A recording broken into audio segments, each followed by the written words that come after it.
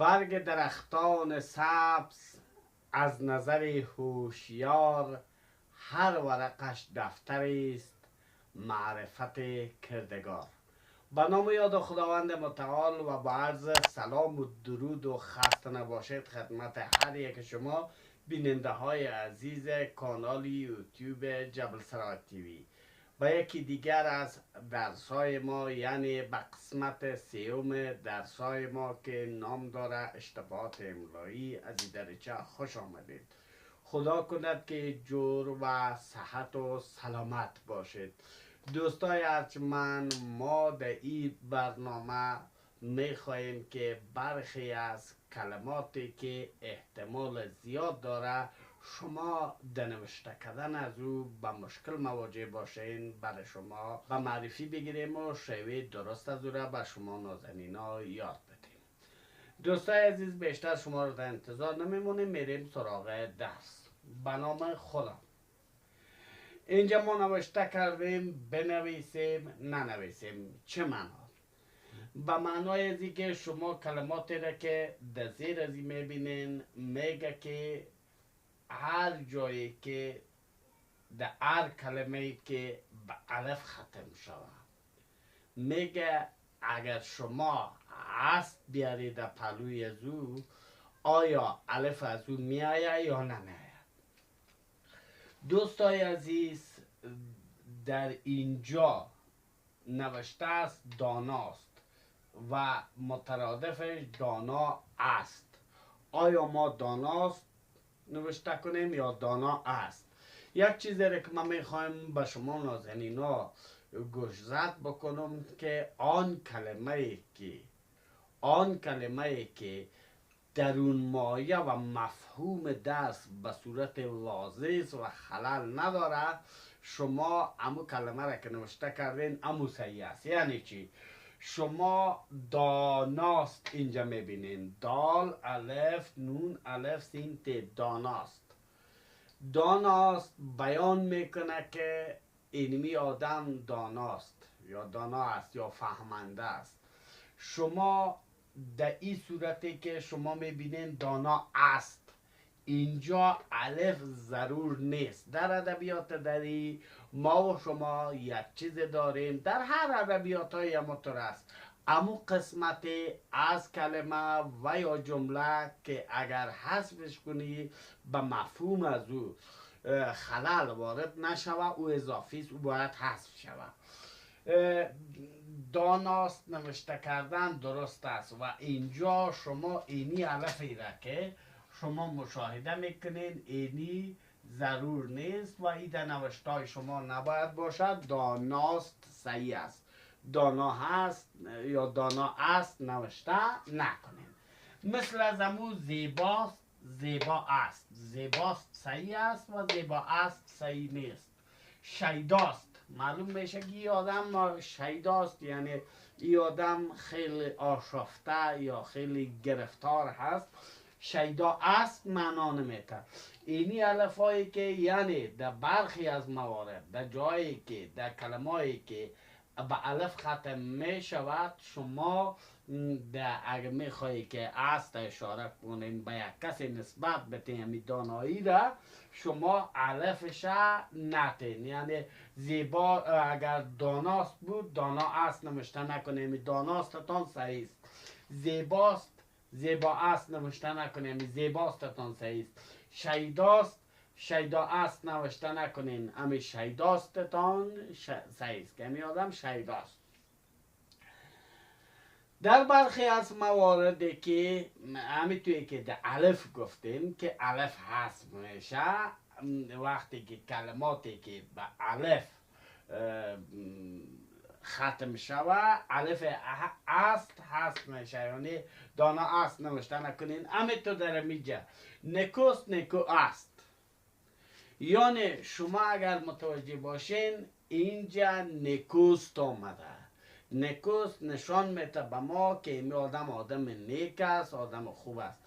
اینجا ضرور نیست که وقتی که این جواب گپ ما را بده که نکوست نکو است، به استش ضرورت نداریم. اونجا اشاره شد الف در اینجا کدام مفهوم خوبتری را به ما نمیده، یعنی مفهوم ما را، حرف ما را، یعنی گپ ما را ای داد. یعنی در صورتی که شما میبینین که ای تو بهتر است و اینی طورش، وقتی که ای جواب سوال ما را داد، ضرور نیست که است نوشته کنیم. نیکوست نیکو است، ابروست ایمی ابروست، ابرو است. یعنی چی؟ ابروست ابرو است. بازوست بازو است. نه، در اینجا میگه که کلماتی که یا اسمهایی که به واو ختم شوه در صورت از که نسبت داده شوه به کسی، یعنی اگه به سینته آخرش باشه، یعنی اشاره باشه به است، الفش نتین. نیکوست، آبروست، بازوست و هر دوست. هر دو است نبیاید. اما در برخی از موارد استثناءات هم وجود داره دوستای عزیز. یعنی چی؟ شما راهگم نشین در یک موارد. راهگم به خاطر از این نشین که در اوجا گفته که الف نبیایه، اینجا گفته که الف بیایه. یعنی چی؟ به خاطر از این حرفا را گفته که حالا ما بر شما میگم، اما در موارد الف را حذف نباید کرد. یعنی چی؟ اگر ما تخته را اتو بگیریم شاید معلوم شوه. برای ما میگه کدام است کدام است. ببینید دوستای عزیز، اینجا شما کدام است معنا میته. اگر کدام مست بیهوش میگه، نشنه میگه، اینی دیگه سو میره. این درست نیست. کدام است این درست است. معنای از این کدام است واضحتر است که میگه کدام است دیگه سو نمیره. این مستش با دیگه طرف میره، بنا به اینمی ایسایی نیست. میگه در این تو یک موارد که میبینین، در مواردی که شما میبینین که آمدن حذف کردن الف سبب تغییر معنا میشه، شما الف را باید حذف نکنین. کدام است کدام است.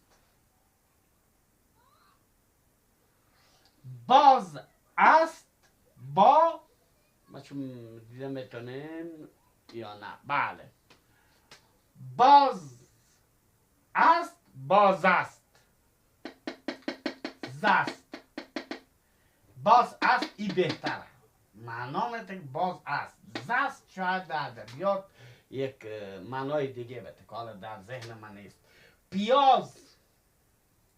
پیاز است، ببخشه، پیاز است پیاز است. زست درسته؟ شما در صورت میبینین که هرگاهی که شما در موارد قرار میگیرین که دراحه میشین، ایش هم نوشته کنین ایش هم نوشته کنین، سعی کنین که اصل حاض معنایی و درون مایه معنایی کدامش درست است، اموی که بهتر معنا میده امو صحیح. میرسیم در اسمهای خاص. اسمهای خاص با او دست اسمهای گفته میشه که حرفهای خاص و مجزا رو میآید. مثل چی؟ مثل عیسی. شما اینجا میبینین که با یای بزرگ ختم شده. یای بزرگ در جای قرار میگیره، در جایی که آخر قرار میگیره، وظیفه‌ش این است که حروف را بالا ببره. به اصطلاح محلی سینه بالا کش کنه، مثل عیسی. اما شما در اینجا اگر عوض یا الف بتین، نظر به قانون نوشتاری از این کاملا غلط هست. مگر در کدام موارد؟ در موارد از این که یای نسبتی در اینجا که شما میبینین اینجا قرار میگیره که اینمی عیسی را به یک کس دیگه نسبت میده، در اون صورت شما عوض یا میتونین الفی که در ذهن شما بود که باید بیایه، ایجا باید بیایه. مثل ببخشید عیسی مریم. چی؟ مثل عیسی مریم. موسا با یای مقصوره ختم شده دوستای عزیز، با یایی که در جای الف کار کرده یا کار کرد داره ختم شده. موسا باز اینجا عوض همی یا اینجا شما اینجا عوض یا الف آمده. چرا آمده که اینجا یای نسبتی دیگه آمده. موسای کلیم موسای کلیم. یحیای برمکی یای نسبتی. مرتضایی یعنی چی دوستای عزیز؟ این یارا میگن یای نکره یا یای مجهول کننده. دوستای ارجمند درس ما تمام شد. این بود درس امروز ما که خدمت شما نازنینا تقدیم شد.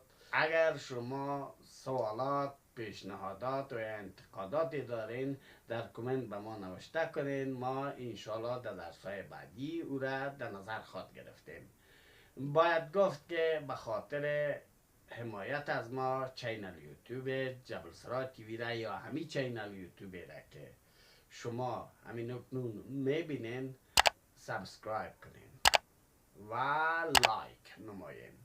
این بود درس امروز ما. تا درس بعدی خدا نگهدار و وقت شما بخیر.